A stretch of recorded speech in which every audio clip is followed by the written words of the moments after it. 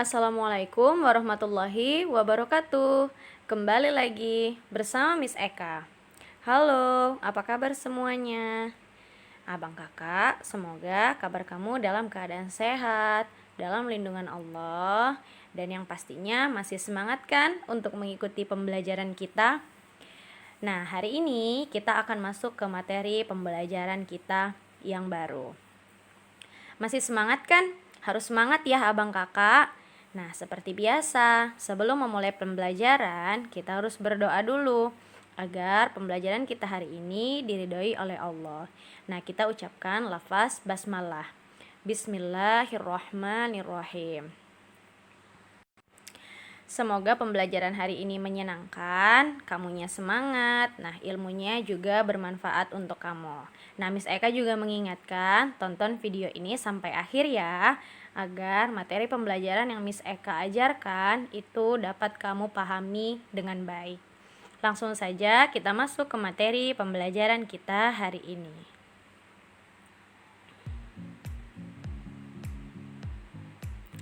Masih di tema 2 yaitu persatuan dalam perbedaan. Nah, subtema 2 yaitu bekerja sama mencapai tujuan. Nah, materi hari ini merupakan materi yang terakhir di subtema 2. Jadi di pembelajaran selanjutnya insya Allah kita sudah akan masuk ke subtema 3. Materi ini disusun oleh guru kelas 6 SDIT Nurul Ilmi.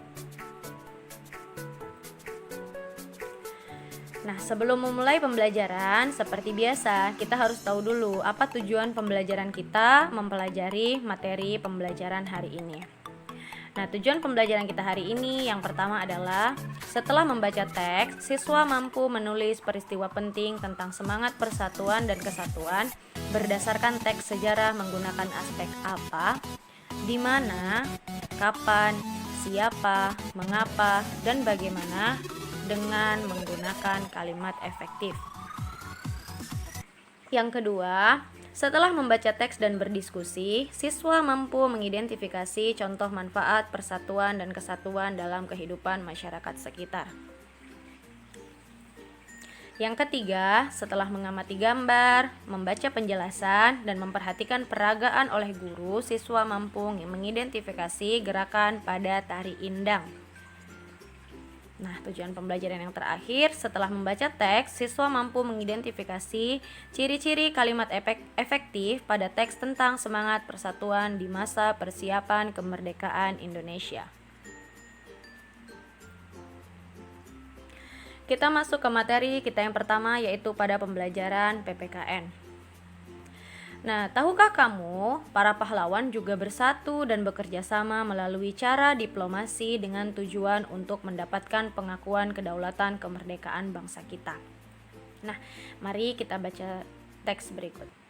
Upaya mempertahankan kemerdekaan Indonesia tidak hanya dilakukan melalui pertempuran, namun juga dilakukan melalui jalur diplomasi, perjanjian, dan perundingan. Nah, seperti perjanjian Linggarjati, perjanjian Renville, perjanjian Rome-Royjen, dan konferensi Meja Bundar atau KMB. Nah, yang pertama, mari kita baca teks mengenai perjanjian Linggarjati. Nah, abang kakak Miss Eka mengingatkan untuk memudahkan kamu memahami pembelajaran. Nah, setiap teks yang ditampilkan di slide atau di PowerPoint yang Miss Eka tampilkan ini, semua materi tersebut ada di buku paket yang sudah dibagikan kepada kamu. Jadi untuk mempermudah, agar kamu lebih mudah membacanya, silahkan kamu buka buku tematik kamu, yaitu di tema 2, subtema 2 di pembelajaran 456. Nah, jadi insya Allah memudahkan kamu untuk memahami materi pembelajaran. Perjanjian Linggarjati yaitu pada tanggal 15 November 1946 sampai 25 Maret 1947. Perjanjian Linggarjati adalah perundingan antara Indonesia dan Belanda di Linggarjati, Jawa Barat yang menghasilkan persetujuan mengenai status kemerdekaan Indonesia. Perjanjian tersebut ditandatangani secara sah oleh kedua negara pada 25 Maret 1947. Nah, hasil perundingan Linggarjati tersebut ada 4. Yang pertama, Belanda mengakui secara de facto wilayah Republik Indonesia, yaitu Jawa, Sumatera, dan Madura. Yang kedua, Belanda harus meninggalkan wilayah Republik Indonesia paling lambat pada tanggal 1 Januari 1949. Yang ketiga, pihak Belanda dan Indonesia sepakat membentuk Negara Republik Indonesia Serikat atau RIS. Dan yang keempat, dalam bentuk RIS, Indonesia harus tergabung dalam Commonwealth atau Persemakmuran. Perjanjian Linggarjati ini menimbulkan pro dan kontra di kalangan masyarakat Indonesia.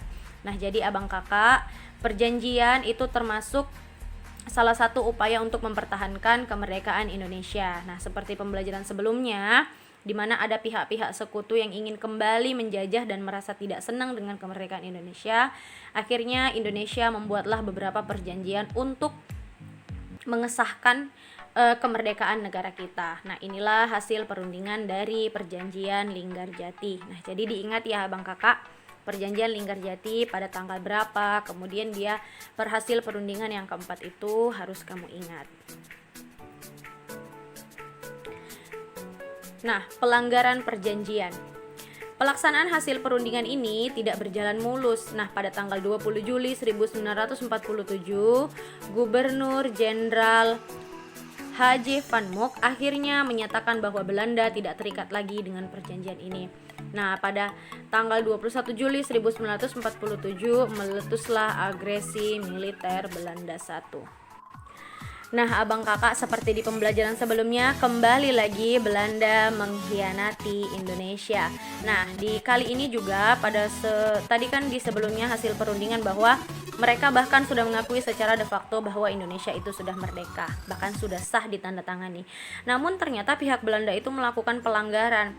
Nah, sehingga pada tanggal 21 Juli 1947 meletuslah agresi militer Belanda I. Nah, jadi seperti itu, seperti yang dijelaskan sebelumnya bahwa Belanda lagi-lagi tidak senang dengan kemerdekaan Indonesia.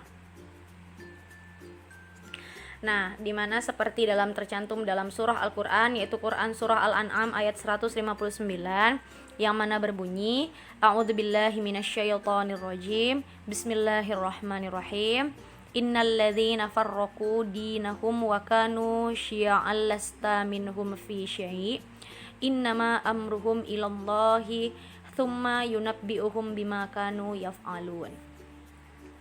Yang mana artinya, sesungguhnya orang-orang yang memecah belah agamanya dan mereka menjadi bergolongan, tidak ada sedikit pun tanggung jawabmu kepada mereka. Sesungguhnya urusan mereka hanyalah terserah kepada Allah, kemudian Allah akan memberitahukan kepada mereka apa yang telah mereka perbuat. Nah, ada tafsir yang mengartikan dari ayat tersebut, di mana sesungguhnya orang-orang yang membuat agama mereka terpecah belah, yaitu orang-orang Yahudi dan orang-orang Nasrani, yang mengambil sebagian agamanya dan mengabaikan sebagian yang lain. Dan mereka terpecah belah menjadi kelompok-kelompok yang berselisih paham, itu sama sekali bukan golonganmu, wahai Rasul. Nah, kamu sama sekali tidak bertanggung jawab atas kesesatan mereka. Tugasmu hanyalah memberikan peringatan kepada mereka, maka urusan mereka diserahkan kepada Allah. Kemudian pada hari kiamat kelak, Allah akan memberitahukan kepada mereka perihal apa yang telah mereka perbuat di dunia. Lalu Dia akan memberikan balasan yang setimpal kepada mereka. Nah, jadi abang kakak, surah ini itu bisa kita sambungkan dengan pembelajaran mengenai pelanggaran yang telah dilakukan oleh Belanda.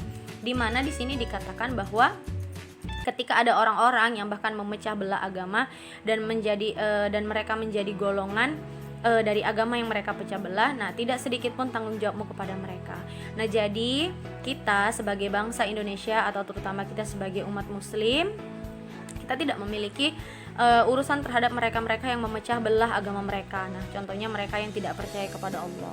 Jadi seperti yang sudah dilakukan Belanda, nah Indonesia juga tidak menyerah gitu. Jadi walaupun Belanda itu berkali-kali mengkhianati Indonesia, namun Indonesia itu tidak menyerah. Nah, jadi Indonesia itu banyak melakukan upaya-upaya yang lain untuk mempertahankan kemerdekaan negaranya. Nah, jadi seperti juga yang sudah dijelaskan dalam ayat di pembelajaran sebelumnya, bahwa ketika kita berperang dan berjihad di jalan Allah, insya Allah Allah akan mempermudah segalanya gitu. Jadi ketika kita berada di jalan yang benar, kita jangan takut gitu. Jadi insya Allah Allah yang akan melindungi kita, karena sebaik-baik pelindung itu adalah Allah Subhanahu wa Ta'ala. Nah, jadi di sini juga dikatakan bahwa sesungguhnya urusan mereka yang memecah belah agama, urusan mereka yang tidak berada di jalan Allah itu terserah mereka. Itu menjadi urusan mereka kepada Allah.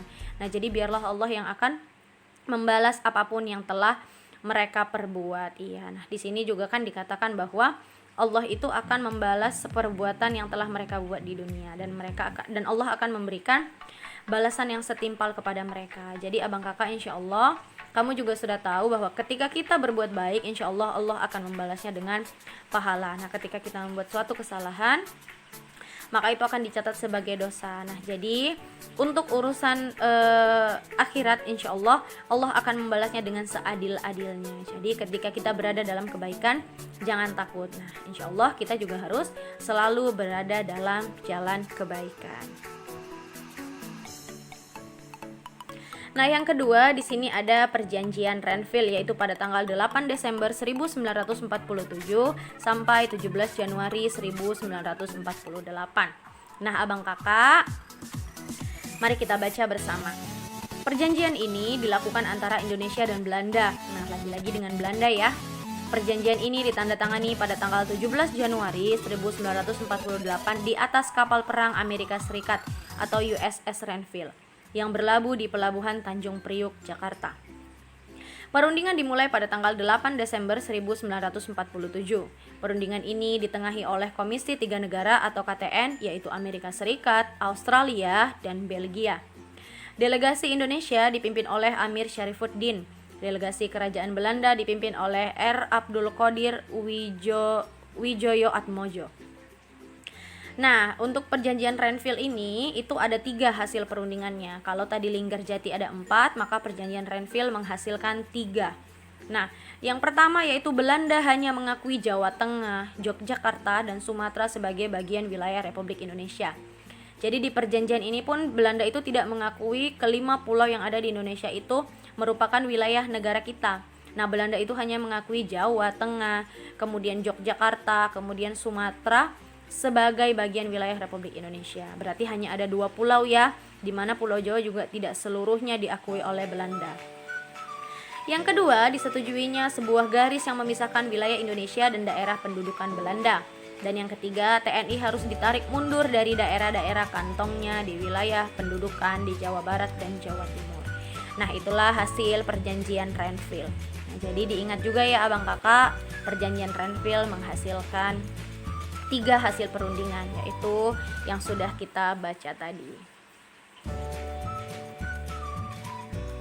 Nah, selanjutnya yang ketiga ada namanya perjanjian Rum-Roijen, yaitu pada tanggal 14 April 1949 sampai 7 Mei 1949. Nah, perjanjian ini dimulai pada tanggal 14 April 1949 dan ditandatangani pada tanggal 7 Mei 1949 di Hotel Des Indes, Jakarta. Nama perjanjian ini diambil dari kedua pimpinan delegasi, yaitu Muhammad Rum dan Herman van Roijen. Tujuan perjanjian ini adalah untuk menyelesaikan beberapa masalah mengenai kemerdekaan Indonesia sebelum KMB di Den Haag. Nah, hasil pertemuan atau hasil dari perjanjian Rum-Roijen ini ada 3. Yang pertama, Angkatan Bersenjata Indonesia akan menghentikan semua aktivitas gerilya. Pemerintah Republik Indonesia akan menghadiri KMB, yaitu Konferensi Meja Bundar. Yang kedua, Pemerintah Republik Indonesia dikembalikan ke Yogyakarta. Nah, yang ketiga, Angkatan Bersenjata Belanda akan menghentikan semua operasi militer dan membebaskan semua tawaran perang. Nah, jadi dari kedua perjanjian tadi kan belum selesai ya semuanya. Nah, jadi di perjanjian yang ketiga ini terdapat 3 hasil lagi, yaitu hasil perundingan dari perjanjian yang baru. Nah, jadi diingat kembali abang kakak bahwa perjanjian Rum-Roijen ini menghasilkan 3 dari hasil perundingannya. Ingat ya, ketika tadi Linggarjati menghasilkan hasil perundingannya ada 4, kemudian perjanjian Renville menghasilkan hasil perundingan ada 3, begitu juga dengan perjanjian Rum-Roijen ada 3 hasil perundingan. Nah, yang keempat, inilah dia konferensi meja bundar. Nah, yaitu pada tanggal 23 Agustus 1949 sampai 2 November 1949. Nah, Abang Kakak kalau kamu perhatikan dari mulai tanggal dibacakannya proklamasi kemerdekaan Indonesia, yaitu 17 Agustus 1945, bahkan sampai 4 tahun kemudian pun banyak pihak-pihak yang masih belum mengakui secara sepenuhnya bahwa Indonesia itu sudah merdeka gitu. Nah, jadi sampai ke tahun 1949 diadakanlah namanya konferensi meja bundar. Nah, untuk hasil konferensi meja bundar ini atau KMB terdapat 5 hasilnya. Nah, inilah hasil terbanyak ya Abang Kakak. Yang pertama, Belanda mengakui bahwa RIS atau Republik Indonesia Serikat sebagai negara merdeka dan berdaulat. Nah, akhirnya pada perjanjian ini Belanda benar-benar mengakui bahwa negara kita Indonesia itu sudah merdeka dan berdaulat. Yang kedua, status Irian Barat diselesaikan dalam waktu setahun sesudah pengakuan kedaulatan. Nah, jadi setahun setelah pengakuan ini, nah barulah dinyatakan status Irian, baru disahkanlah status Irian Barat itu tadi. Kemudian yang ketiga, akan dibentuk Uni Indonesia Belanda. Yang keempat, Republik Indonesia Serikat mengembalikan hak milik Belanda dan memberikan hak konsesi dan izin baru untuk perusahaan-perusahaan Belanda. Sedangkan yang terakhir, yang kelima, pengambil alihan utang Hindia Belanda oleh Republik Indonesia Serikat. Nah, itulah kelima hasil perundingan dari konferensi meja bundar. Nah, alhamdulillah di konferensi meja bundar ini menemukan titik terang di mana Belanda akhirnya mengakui Republik Indonesia Serikat sebagai negara yang merdeka dan berdaulat. Nah, kemudian di sini ada teks mengenai Bandung Lautan Api. Nah, pasti kamu sudah tidak asing ya, apalagi ketika kamu sering menyanyikan lagu Halo Halo Bandung. Nah, di lagu itu kan menceritakan mengenai Bandung sebagai lautan api. Kenapa dikatakan lautan api? Mari kita baca teks berikut. Nah, silahkan kamu baca teks berikut. Miss Eka kasih waktu selama beberapa detik. Silahkan dibaca senyap. Nah, kalau baca senyap itu berarti tidak bersuara dan membaca di dalam hati.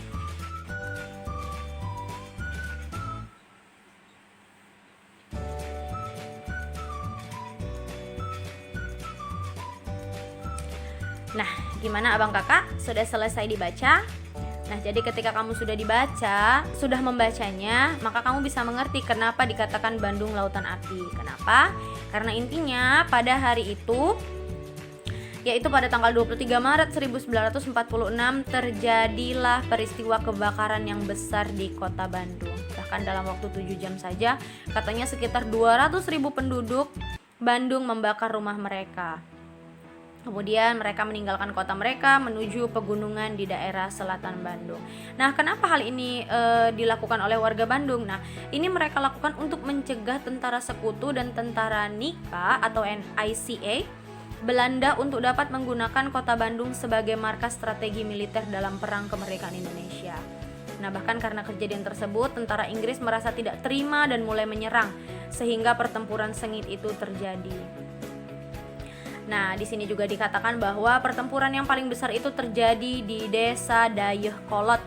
Nah, di mana terdapat gudang amunisi besar milik tentara sekutu.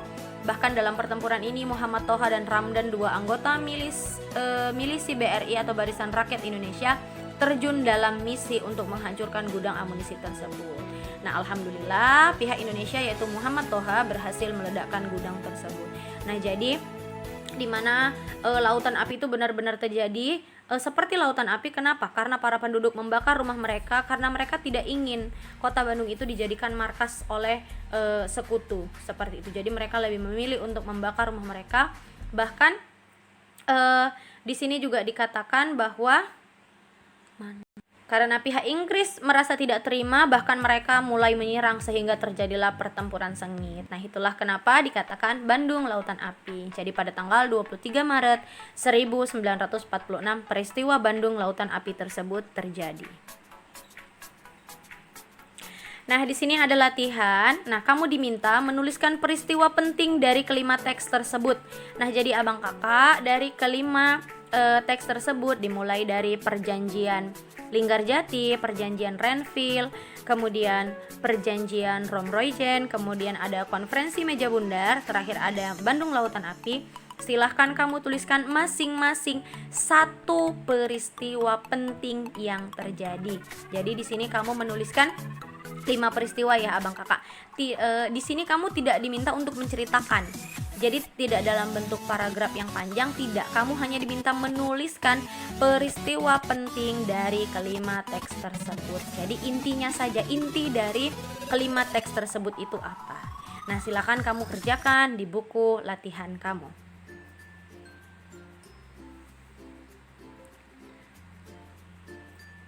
Nah, kamu sudah mengetahui bahwa upaya mempertahankan kemerdekaan Indonesia juga dilakukan melalui upaya diplomasi untuk mencapai kesepakatan. Nah, agar tujuan diplomasi tercapai, maka diperlukan kerjasama dan persatuan dari semua pihak. Nah, jadi abang kakak seperti tadi, dilakukanlah diplomasi, kemudian perjanjian. Nah, itu semua tidak akan tercapai dan berhasil ketika tidak adanya kerjasama. Contoh di perjanjian yang pertama yaitu Linggarjati. Nah, di situ kan Belanda tidak ingin sepenuhnya bekerja sama dengan Indonesia, sehingga hasil itu tidak dicapai gitu. Nah, bahkan akhirnya alhamdulillah kerjasama itu terbentuk berdasarkan juga persatuan dari semua pihak, baik itu pihak Indonesia, kemudian pihak Belanda, dan terutama warga Indonesia yang terus bersatu untuk mempertahankan kemerdekaan. Alhamdulillah, tujuan yang awalnya Indonesia ingin diakui secara sah itu bahkan terlaksana gitu, walaupun melalui proses yang panjang. Jadi insya Allah dengan bekerja sama dan bersatu, maka Allah memudahkan jalan yang sebagai niat awal, yaitu tujuannya tercapai.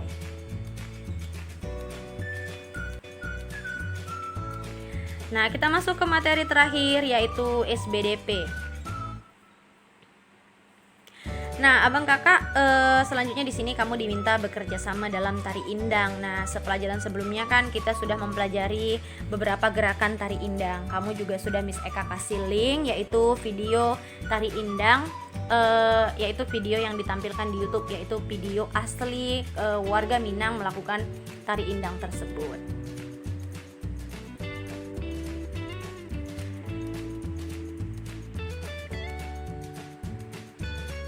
Nah, di sini katanya kamu akan mempelajari gerakan tari indang yang lebih lanjut. Nah, yang pertama itu kembali seperti gerakan yang sebelumnya, di mana tangan kiri menumpu tangan kanan, di mana tangan kiri berada di bawah dan tangan kanan berada di atas, membentuk sudut siku-siku dan melakukan petikan jari sehingga berbunyi tuk. Nah, sama ya nak, seperti gerakan yang sebelumnya yang sudah dipelajari.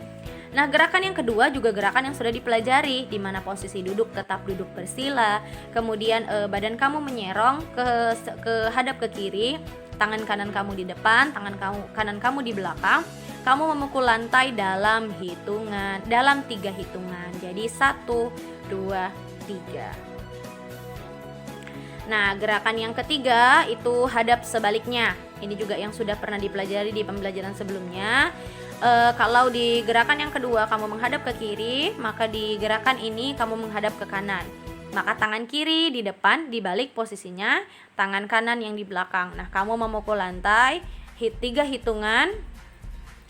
Kamu pukul lantai 1, 2, 3. Nah, begitu juga mengulangi gerakan kedua. Kemudian mengulangi gerakan ketiga. Nah, kemudian yang keenam juga sama. Ini juga mengulang gerakan yang sebelumnya, gerakan yang di materi sebelumnya. Posisi duduk masih bersila, kemudian tangan kamu silangkan di atas kaki, di atas lutut kanan. Nah, tangan kanan di atas, tangan kiri di bawah, kamu silang. Nah, hitungan gerakan yang keempat. 4 kali hitungan. Jadi kamu gerakan, kamu silangkan 1, 2, 3, 4. Begitu juga di gerakan yang ketujuh. Nah, ini juga hadap sebaliknya, ke arah sebelah kiri, menghadap kiri. Maka kamu silangkan tangan kamu di atas kaki kiri. Nah, kebalik, tangan kanan yang di bawah, tangan kiri yang di atas. Nah, silahkan digerakkan secara menyilang juga dalam 4 hitungan. 1, 2, 3, 4. mengulang lagi gerakan ke-6, kemudian mengulang lagi gerakan ke-7. Nah, yang ke-10 ini juga begitu juga dengan yang ke-11, mengulang gerakan yang ke-6 dan ke-7. Mudah ya Abang Kakak ya. Nah, apalagi di pembelajaran sebelumnya Miss Eka sudah menampilkan video tarian tersebut. Nah, boleh kamu praktekkan sendiri ya Abang Kakak. Nah, ayo diperagakan. Jadi Abang Kakak, di sini Miss Eka meminta ini tugas praktek kamu. Nah, silahkan kamu praktekkan ke 1, 2, 3, 4, 5. Nah, di sini kan ada 10 gerakan tapi dia gerakannya berulang ya. Nah, kamu boleh melihat video yang sudah Miss Eka berikan di YouTube.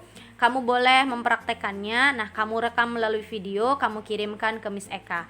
Nah, khusus untuk praktek ini, Miss Eka memberikan waktu sampai batas di hari Jumat. Nah, jadi panjang ya. Ada ini kan hari Selasa Miss Eka berikan materi, ada Rabu, Kamis, Jumat. Nah, jadi tidak Miss Eka bebankan untuk satu hari selesai. Silahkan kamu rekam video kamu. Miss Eka tunggu sampai batas waktu di hari Jumat. Nah, Miss Eka di sini tidak minta gerakan yang sempurna, yang seperti benar-benar seperti kamu tonton, tidak. Miss Eka hanya mau lihat di mana kesungguhan kamu mempelajari gerakan-gerakan tersebut. Jadi sederhana saja, tidak mesti sampai satu lagu itu habis tari indang, tidak. Hanya mempraktekkan beberapa gerakan sesuai dengan hitungannya. Nah, jika kamu ada yang kurang dipahami, boleh langsung tanyakan Miss Eka melalui WA Miss Eka.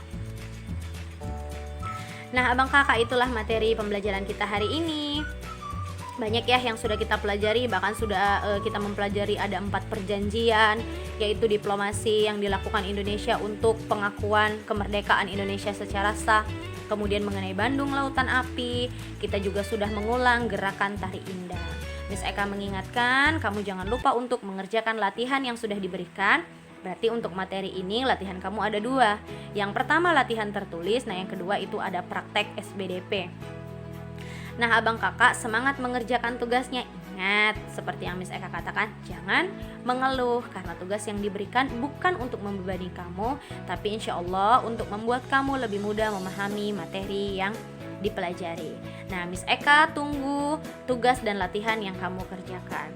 Nah, Abang Kakak, Miss Eka ucapkan terima kasih atas perhatiannya yang sudah menonton, mendengarkan Miss Eka menjelaskan materi ini dari awal sampai akhir video. Semoga pembelajaran kita menyenangkan, diridhoi oleh Allah, dan ilmunya bermanfaat untuk kamu. Nah, sampai bertemu di materi pembelajaran selanjutnya. Dan jangan lupa kita ucapkan lafaz hamdalah. Alhamdulillahirabbil alamin. See you on next video. Assalamualaikum warahmatullahi wabarakatuh.